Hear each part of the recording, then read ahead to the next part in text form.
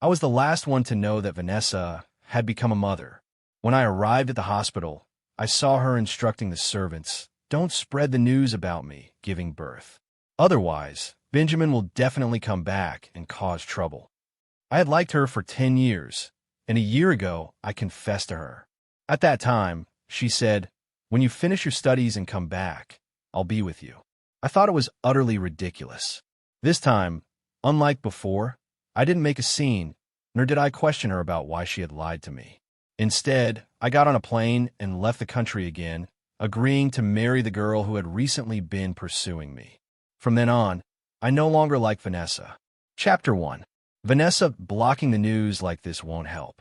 If Benjamin suddenly comes back, he'll still find out. Inside the hospital room, a young woman was speaking to Vanessa. Vanessa was holding a baby in her arms, her body still somewhat full after giving birth. There was coldness in her eyes. If he comes back, so be it. If he really finds out, I'll explain it to him. Right now, I'm only worried that if he knows too suddenly, he won't be able to accept it and will come back making trouble. After all, you all know how much he used to like me. He caused scenes many times. I froze at the doorway of the hospital room. Yes, I used to like her very much. If there was any man around her, I would immediately drive him away. If she spoke a few more words with another man, I would question her if she didn't like me anymore. That's true. Everyone knows how he behaved. The woman smiled. Then in the next moment, her face was touched with worry. Then when you get married, will you also block the news? Vanessa kissed the baby in her arms. We'll see when the time comes. Just as she finished speaking, Jordan came out of the bathroom with a towel. Vanessa, come wash your face. Oh wow. Vanessa, you really are lucky to have such a good fiancé. No wonder you were willing to have a child out of wedlock for him. My heart tightened sharply, almost stopping. Jordan was once my best friend. Before I went abroad, I had asked him to take care of Vanessa for me. But now he had become Vanessa's fiancé. I never thought that the kind of melodramatic plot I had seen on TV would actually happen to me. Suddenly, I didn't know whether I should go in or not. If I went in, what right would I have to question Vanessa? After all, she and I had never officially been together. A year ago, she had only promised me, "When you finish your studies and come back, I'll be with you." I pulled out my phone and tapped on Vanessa's profile picture. She hadn't contacted me for a long time. The last time she sent me a message on WeChat was a week ago. She had asked me if I had eaten, and I replied that I had, even sharing with her something amusing from abroad. It was a stray kitten I had seen by the roadside, but she never replied. I sent her a message. "Vanessa, what are you doing?" Just after I sent it, Vanessa's phone rang inside the hospital room. She picked it up, glanced at it, but didn't reply. Instead, she simply turned off the phone. Her friend sitting beside her saw the message and smiled. "Why didn't you reply?" Vanessa held Jordan's hand, gently stroking it, her voice indifferent. "There's nothing worth replying to. I've always hated him. If it weren't for the fact that he's my father's adopted son, I wouldn't have pretended with him. The only person I've ever liked is Jordan." Chapter 2. I don't even know how I managed to walk out of the hospital. I only remember stumbling and staggering, bumping into several people along the way. When I reached the entrance, I ran into another one of Vanessa's friends. She was holding a bouquet of flowers, and when she saw me, surprise flashed in her eyes. "Benjamin, when did you come back to the country? What are you doing here?" Her two questions made me recall what had happened not long ago. I had just finished a year of studying abroad, so I returned home.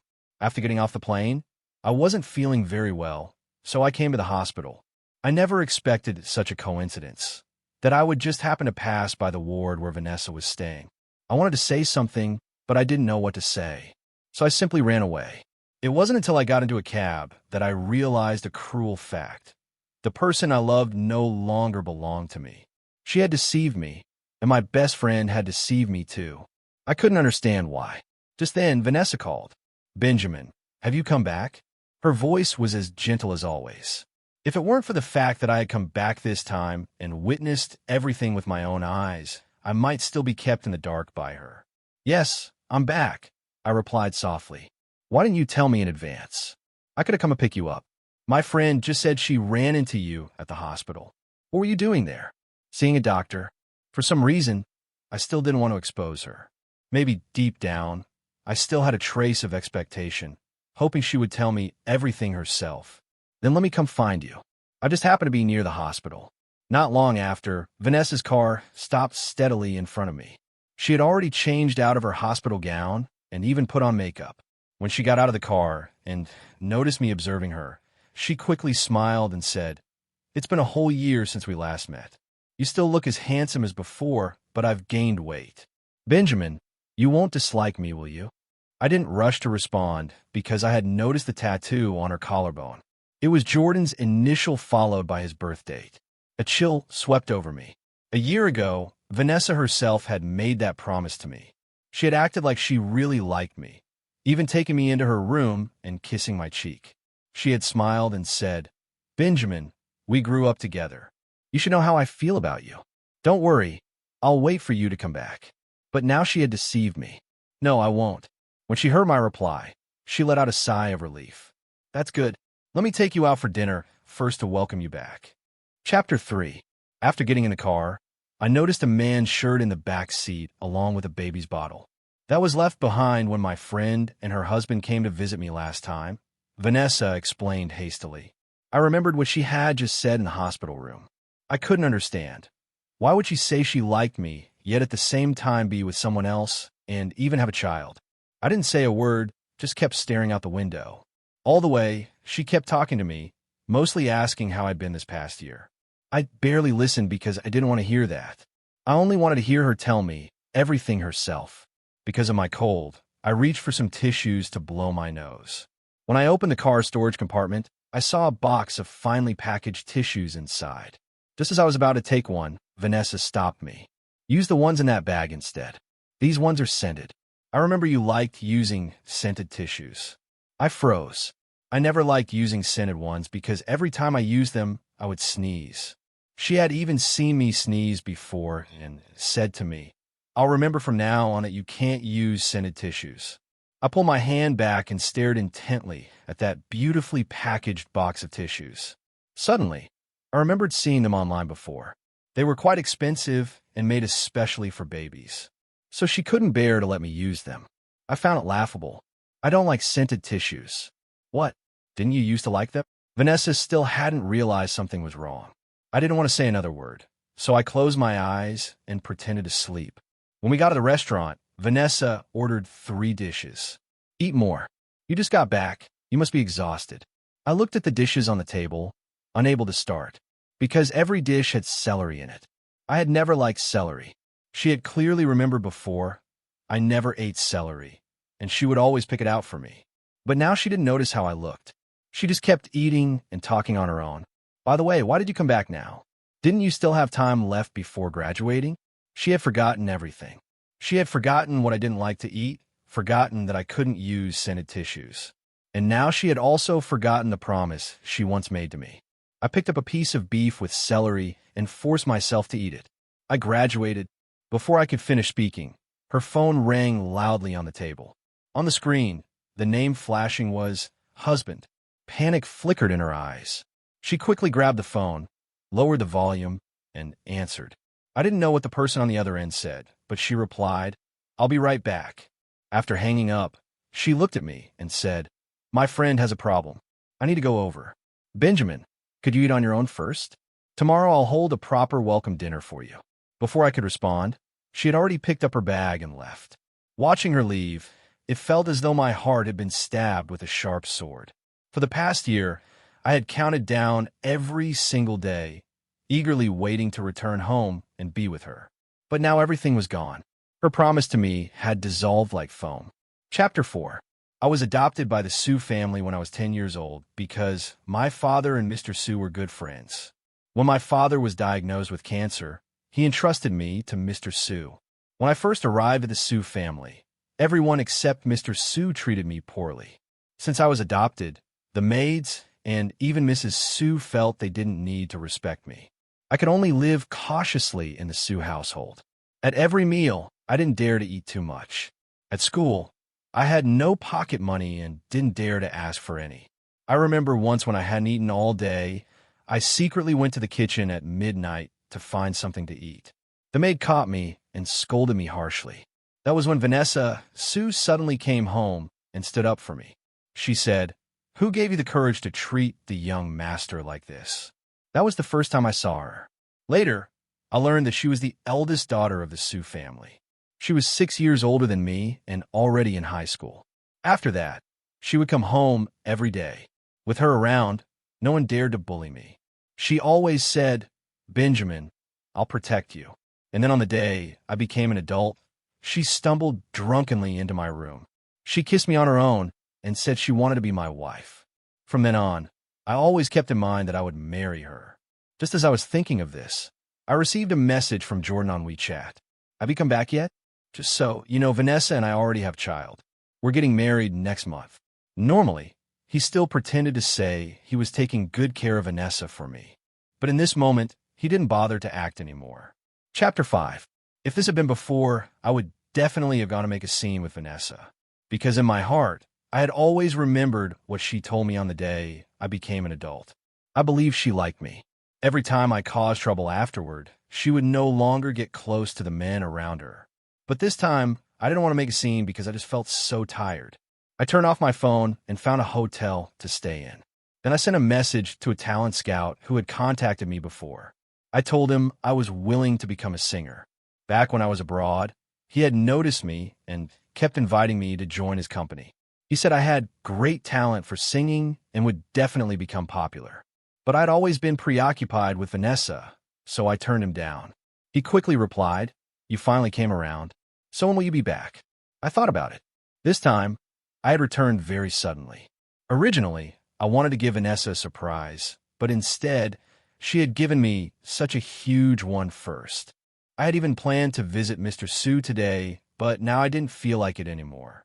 After all, he had raised me for so many years. I still decided to go see him, so I told the scout I would return in 3 days. The next day, I prepared to go back to the Sue family. But Vanessa contacted me first. She said she was hosting a welcome dinner for me at the clubhouse and would come pick me up right away. Originally, I wanted to just tear everything open and refuse to go. But then I thought if Mr. Sue found out that way, it wouldn't be good. Before leaving, I still wanted to avoid causing trouble as much as possible, so I gave her my address. Soon, she came to pick me up and drove me to the clubhouse. But she didn't go in with me. Instead, she said, "You go in first. I still need to pick someone up." Chapter 6. After entering the private room, the originally noisy voices instantly quieted down, and everyone looked at me in surprise. Someone whispered, "Why did he come?" Didn't Vanessa say that today is supposedly his welcome party, but in reality, it's to celebrate her having a baby?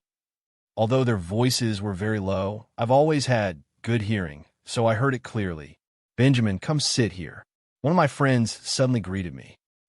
Jordan, and I were classmates, and we used to be quite close. Now it seems obvious that he also knew about Jordan and Vanessa. Yet, over the past year, despite staying in touch with me, he never once told me. I forced down my emotions and went over to sit.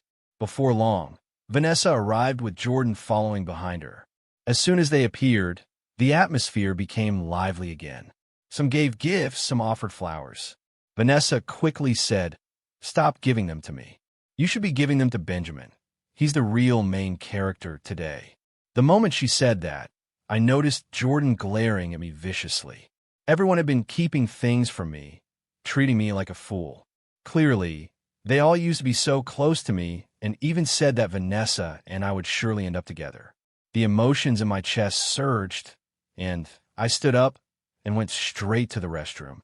I splashed cold water on my face, and just as I raised my head, I saw Jordan in the mirror. "You saw the message I sent you yesterday, right, Benjamin? Vanessa doesn't love you anymore. Let her go. For the sake of the friendship we used to have, can't you just let me have her?" I had just wanted to respond to him when he suddenly pulled out a dagger and viciously slashed his own wrist. Blood gushed out at once. He threw the knife to the ground and looked at me with a face full of grievance. "Benjamin, Vanessa and I truly love each other. Please don't hurt me." Just as he finished speaking, Vanessa walked over. Chapter 7. Benjamin, are you crazy? Vanessa rushed over, shoving me hard and helping Jordan up. "I'm sorry, Vanessa. It's my fault. Just now, Benjamin asked me if I was with you, and I couldn't hold back, so I admitted it. That's why he had an emotional breakdown. Jordan's pale face spoke weakly. As soon as Vanessa heard that, her anger erupted. Benjamin, how can you be so vicious? Yes, I'm with Jordan. So what? What business is it of yours? I stared in disbelief at the two people before me. One was my once best friend. Before I went abroad, he said to me, Benjamin, don't worry. I'll take good care of Vanessa for you. And one was the woman I once loved the most. Before I went abroad, she said to me, when you finish your studies and come back, I'll be with you. But they both betrayed me. I now even doubt that before I left, they had already planned to be together. But why? Why did they have to deceive me? If they truly loved each other, couldn't they have just told me earlier? Why did they have to hurt me? Benjamin, I put up with your tantrums before, but this time you actually hurt Jordan. Apologize now. I didn't cut him. I looked at Vanessa. She never used to treat me like this. Now, for Jordan's sake, she lashed out at me and no longer trusted me. What are you still denying? I saw with my own eyes, she screamed at me. Vanessa, forget it. I'm fine. Let's just go to the hospital. Jordan's weak voice broke in. No, he must apologize to you. I've had enough of pretending this whole year. Let's just tear the mask off now. Watching the two of them echo each other, I found it laughable. The two people I once trusted so much had both changed. Fine, I'll apologize. Jordan, I'm sorry. Kneel down and apologize to Jordan. He's my fiancé now, and I won't let him be wronged. Vanessa's words shattered my heart completely. I gave a cold laugh, turned around, and left. Someone once told me, promises are the most useless words in this world. Only actions matter. I didn't believe it then, but now I do. I took a cab to the Sue family home, intending to visit Mr. Sue one last time before leaving. On the way, I got a video call from Vicky. Benjamin, look, the tulips by the road are so beautiful. England is so nice. Are you really not coming back? She was my classmate. During the year I spent in England as an exchange student, she had been pursuing me relentlessly. I heard she grew up in England, so her mindset was more open. Every time she pursued me, it was like a proposal. She always said, my mom taught me if you love someone, you have to be bold and fight for it right away, or else someone else will take them. I'll come back. In 3 days, I'll be back. At those words, her eyes lit up. Chapter 8. When I arrived at the Sue household, the maids were wrapping wedding candies. The house was decorated everywhere with a red character for double happiness. Young master, you're back, one of the maids exclaimed in surprise. Mr. Sue was also astonished. He pulled me aside and asked why I had returned. I told him it was just a temporary visit to see him and that I would be leaving again in 2 days. Why not stay a little longer? Your sister is getting married. Mr. Sue looked at me with a beaming smile. He didn't know that I had feelings for Vanessa. No need. My studies are still quite busy. All right then, he sighed. Oh, by the way, your sister gave birth 3 days ago. It's a daughter. I wanted to tell you earlier, but your sister said you were too busy with school and she didn't want to disturb you. He didn't know that Vanessa had deliberately kept it from me, afraid that I might go and cause trouble. I forced a smile. Then please pass on my words to Sister Vanessa. Tell her to take good care of herself after giving birth. Of course, of course. Mr. Sue's grin nearly split his face. And your sister's husband, he's your best friend. I must say, there's a reason you two became friends. He's honest, hardworking, just like you, and he treats your sister very well. The day your sister gave birth, he cried like a child.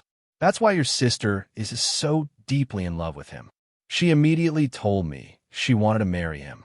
Hearing those words was like knives stabbing into my chest. But somehow it didn't hurt as much anymore.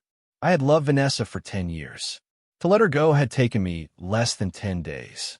Just as I was about to reply, Vanessa and Jordan suddenly came home. Jordan's arm wound was already bandaged, and he was carrying the baby. Vanessa glanced at me coldly. Without a word, she pulled Jordan into their room. Why won't she even greet you? Wasn't she the closest to you before? Hearing Mr. Sue's words, I thought back to the past. Vanessa and I had always been close. She would sneak me out at midnight for late-night snacks, spend her allowance to buy me a phone. She even gave me a car the year I was admitted to university. At the time, she said, Benjamin, I don't want anyone to look down on you, so I'll make sure you have everything.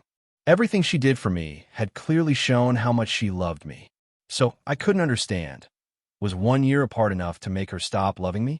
Or was it that she had never loved me at all? Seeing me stay silent, Mr. Sue stepped in to ease the atmosphere and said he would take me to see Vanessa's baby. When I walked into the room, Jordan and Vanessa were smiling as they soothed the baby. The moment Vanessa saw Mr. Sue and me, her smile vanished. Jordan greeted Mr. Sue politely. "Benjamin, look, this is your sister's daughter. Isn't she adorable?" I followed Mr. Sue over and glanced inside. The baby lay in a crib, fair-skinned with big eyes. Indeed, very cute. I remembered how Vanessa once told me, "Benjamin, I really like daughters. If I end up with you in the future, I definitely want to have a daughter." But now she had a daughter with someone else. Sensing Vanessa's gaze on me, I forced a smile and asked her, "Vanessa, what's the baby's name?" "Joy Fu," Jordan answered before she could. Vanessa said she hopes her daughter will always live happily, so she chose this name. I froze, because long ago, Vanessa had told me, "Our daughter will be called Joy Lu. It will mean she will always live happily." Suddenly, it all felt painfully ironic. Not wanting to stay any longer, I excused myself, saying I felt unwell, and turned to leave. I went into the garden to clear my mind. I used to come here whenever I was unhappy. Back then, Vanessa would always accompany me, talking with me, playing Ludo with me. Lost in thought, I didn't notice when Vanessa appeared at my side. "What's wrong with you?" I found it laughable that she even had the nerve to ask me that. She knew perfectly well. "Vanessa, have you forgotten the promises you once made to me?" I looked into her eyes. Once, I loved her deeply, but now my heart felt as still as water. Her brows furrowed slightly, her tone cold. "Those were just jokes. You and I are too far apart in age. We're not suitable for each other." Her words struck me as contradictory. If the age gap between her and me was too big, then wasn't the age gap between her and Jordan just as big? Jordan may be younger, but he's mature and responsible. So, Benjamin, stop thinking about me. I don't like you. As your sister, I sincerely hope we can still get along in the future. I hadn't expected her to use the word sister in front of me. Once, she had told me, "Benjamin, don't call me sister. I want to be your wife one day." She held out a card. "Take this. You know what I mean. Let's part ways peacefully." The sight of that card stabbed my eyes like a blade. A cool breeze brushed against me. I let out a bitter laugh and accepted it. "Fine. I won't come back again." I turned to leave, but she called after me. "If you have time, you could at least stay for my wedding before leaving." "No need. I don't have time." I walked away. As I got into the car, I took one last look at the house. Vanessa and I had lived here together for more than 10 years. We used to love eating fried chicken and playing video games together in the room. Now, in that very room, she was smiling with Jordan while they soothed their baby. Love is a false proposition. Perhaps only with the right person can one ever find its true answer. Chapter 10. I rescheduled my flight for tomorrow afternoon. In this city, I didn't want to stay another minute. The next day, as I was preparing to leave, I realized my safety amulet was missing. It had been a gift from my father, and it meant a lot to me. I guess I must have dropped it at the clubhouse, so I went back there. I was about to check the private room from yesterday, but before I even pushed the door open, I heard Vanessa's voice. "You all know how much Benjamin likes me. On the wedding day, he'll definitely cause trouble. I need to think of a way to stop him." "But Vanessa, yesterday I saw Benjamin's WeChat post. He said he'll never come back again." Yes, I had posted that. I wrote that I would never return. Vanessa sneered. "That was just for me to see, trying to make me go coax him. I won't. He's just throwing a childish tantrum." It seemed that in her eyes, I would always just be a child. Perhaps we really weren't meant for each other. I didn't want to see her, so I didn't go in to search for the amulet. Instead, I messaged another friend asking him to help me find it later. Once on the plane, I wasn't sad anymore. I had finally let go of Vanessa. I would never love her again. When I landed, Vicky was there to pick me up. She ran over and gave me a big hug. "It's so great you're back again. Let's go eat. I just got my driver's license. I can drive you." She was a strong and cheerful girl. Before this, I had always avoided her, rejected her, but she kept pursuing me. I truly admired her for that. Once we got in the car, She immediately started chatting away. In the glove compartment, I bought tissues just for you. They're unscented. When she took me to dinner, she even told the waiter in advance not to add celery to any of the dishes. I was shocked. I hadn't expected her to know I disliked celery and scented tissues. She noticed me staring at her and laughed. Why are you looking at me like that? It's nothing. You look like you're thinking. Are you realizing that I'm actually pretty and suitable for marriage with you? Yeah. Hearing that, she jumped up from her chair, eyes wide. You said what? I said yeah. You're willing to marry me? Yes. Oh my God, I'm not dreaming, am I? She rushed into my arms, hugging me tightly. Before, I was too obsessed with the idea of love. I believed that only by loving someone deeply could you be with them. But now I realize being a good match is what matters most. Vicky makes me happy, and like me, she loves singing. That's what makes us suitable. Chapter 11. Vicky and I quickly got engaged and set a wedding date. I even went with her to buy rings and choose her wedding dress. She was so happy, and she took pictures and sent them to someone. This is my cousin. We're very close. I told her I finally got the one I love. Benjamin, we'll be happy together from now on, right? I ruffled her hair. Of course we will. After all that, I went to find a talent scout from before and joined their company. Since I had a musical background, I quickly released my first original song. Vicky even reposted it on Weibo proudly, telling everyone that it was her husband's song. On Vanessa's wedding day, I didn't go back. Mr. Su called asking me to come, but I told him I was also getting married and was very busy. He was shocked and asked who the girl was. I didn't tell him, only said that he could come to my wedding. Right after hanging up, I got another call from my friend, the one I had asked to help me find the safety amulet. The amulet is with Vanessa. Today I tried to get it for you, but she said you have to come get it yourself. Hearing that, I felt Vanessa was being inexplicably unreasonable. She had been the one who gave me the card telling me never to return again. Why was she now insisting I come back for the amulet? Is she there now? Put her on the phone. Soon I heard Vanessa's voice on the other end. Today is my wedding, and you're really not coming? I've already left. I won't ever come back. I spoke softly. As for the amulet, please hand it over to my friend or just mail it to me. She paused, then replied, It's something so valuable. If it gets lost, that would be a big problem. I'll feel better if you come get it yourself. Vanessa, you were the one who told me never to come back. I reminded her. And the amulet is mine. Even if it's lost, that's my own business. So please just give it to my friend. There was sudden silence on the line until I heard Jordan calling her to enter the wedding ceremony. Only then did she speak again. You have to come take it yourself. Then she hung up. I had no choice but to tell my friend to go home. I truly couldn't understand. Why did Vanessa insist I personally return for the amulet? After that, Vicky and I were busy with our wedding preparations. I didn't pay much attention to things back home. About a month later, I got a call from one of Vanessa's friends. Benjamin, tomorrow Vanessa is holding a 1-month banquet for the baby. Do you want to come back to see her? I didn't know why she was asking me, since she clearly knew Vanessa and I had already fallen out. I'm not going back. I was about to hang up when suddenly Vanessa's voice came through the phone. Benjamin, have you been busy lately? You won't even come to your niece's 1-month celebration. Vanessa, you're really contradictory. You told me never to come back. I promised you I wouldn't. Now you're asking why I'm not attending, and you're still holding on to my amulet. What exactly are you thinking? Vanessa stayed silent, didn't answer my question, and directly hung up. I blocked that number too. I didn't want to have any more contact with them. Later, I went to the company since my recent song had become popular and earned me a lot of money. My boss talked with me about future plans.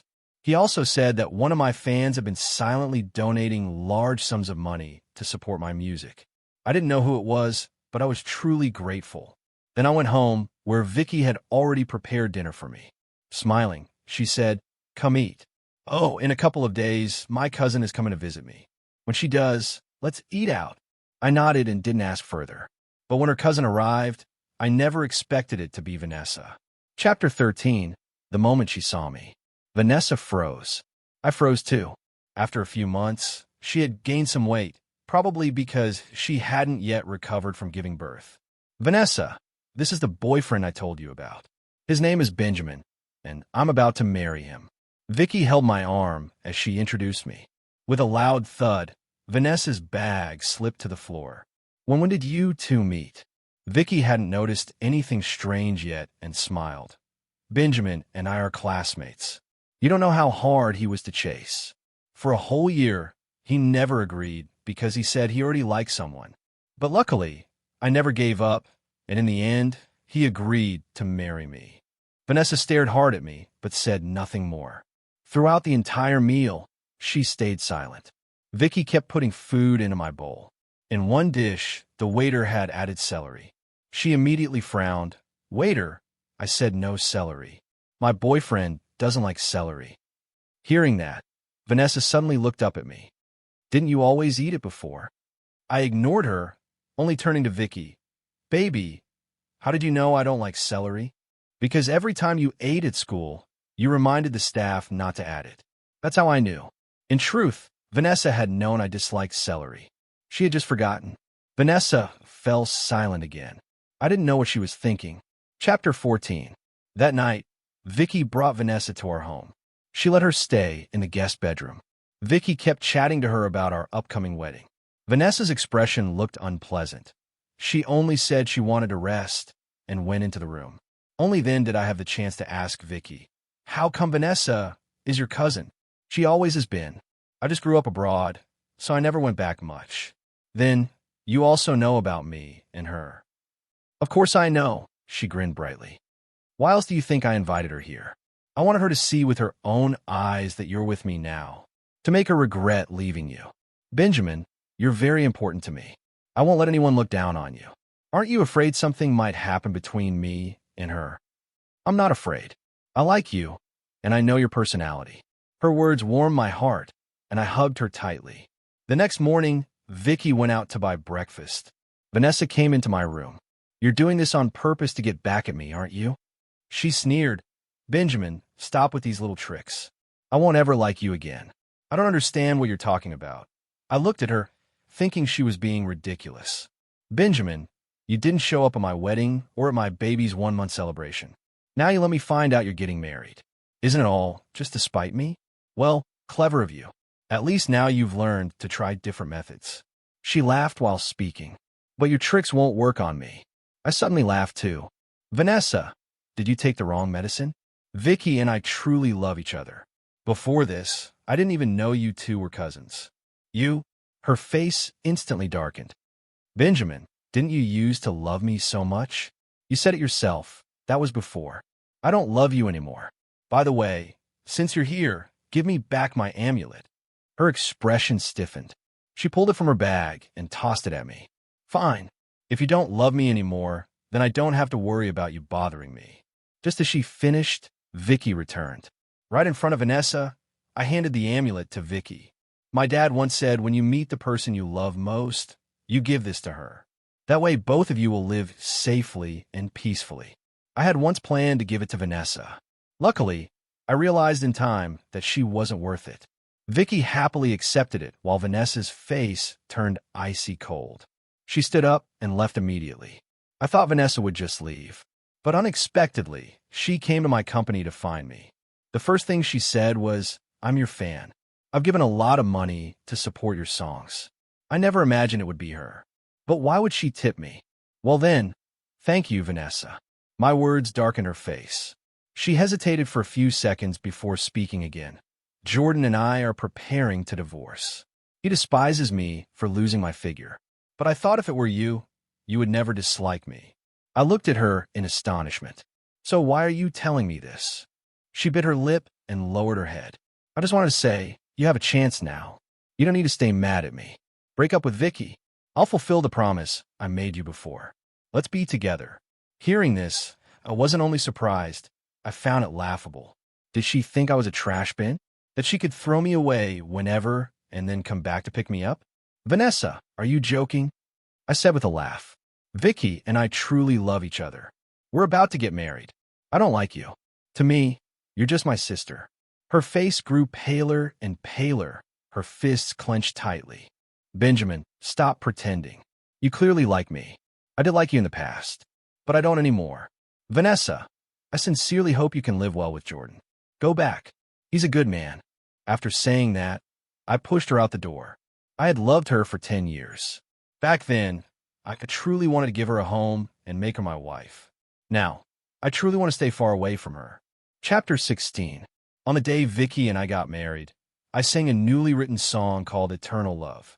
It symbolized that the love between us would be everlasting, that she and I would never part. Smiling, she looked at me. Benjamin, I'm willing to marry you to accompany you for a lifetime, never leaving you, never giving up. I bent down and kissed her lips. The hall erupted in applause. When I let go of Vicky, I saw Mr. Sue and Vanessa in the audience. Her eyes were red, tears streaming down her face. I smiled and picked up the microphone. Today, my dear sister has also come to attend my wedding. I'm very happy.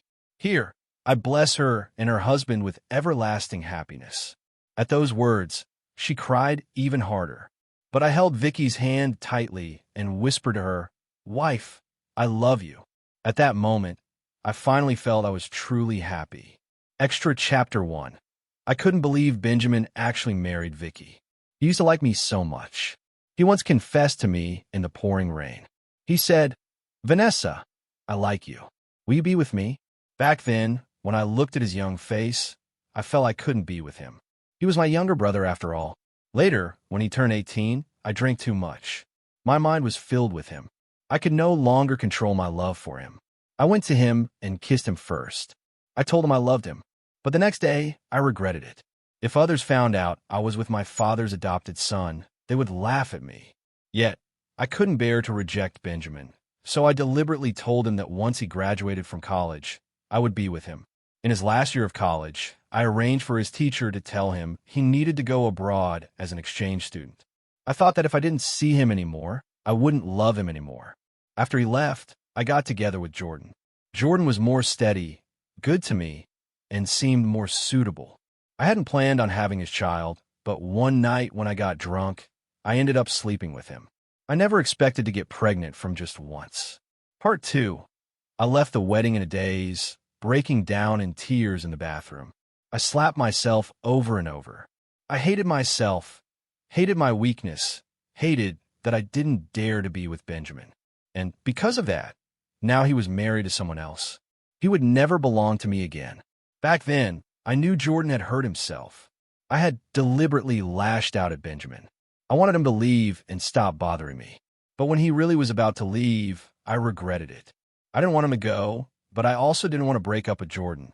After all, we'd been together so long, and we had a child. Only after Benjamin truly left did I realize I never actually liked Jordan.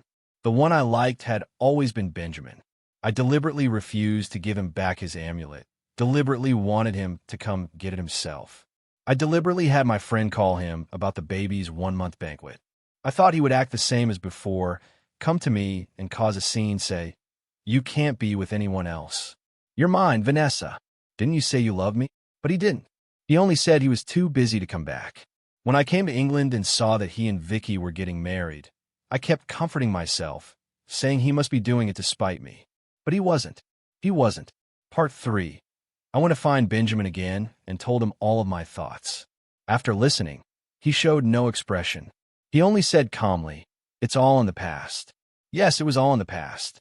There was no going back. It was all destroyed by my own doing. I returned to my country and divorced Jordan. He took half my property, completely revealing his true colors. He admitted he had always been after my money and never cared about the child. I broke down completely and cried on the spot. I regretted it so much. I regretted not daring to love Benjamin boldly. And because of that, I had completely lost him. To distract myself, I chased thrilling extreme sports. I went bungee jumping, but the rope malfunctioned and I crashed hard. For the rest of my life, I could only sit in a wheelchair. This must be my retribution, because those who betray true love will always face retribution.